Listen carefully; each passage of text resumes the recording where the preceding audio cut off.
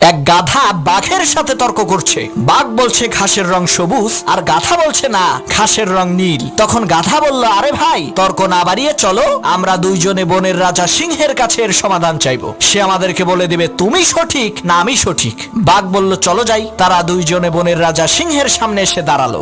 বাঘ কিছু বলার আগেই গাধা চেঁচিয়ে চেঁচিয়ে বলে উঠলো, মহারাজ, আপনি একটু বলেন তো ঘাসের রং সবুজ না নীল? আমি বলছি ঘাসের রং নীল, আর বাঘ বলে ঘাসের রং সবুজ। আপনি একটু ফয়সালা করে দেন তো।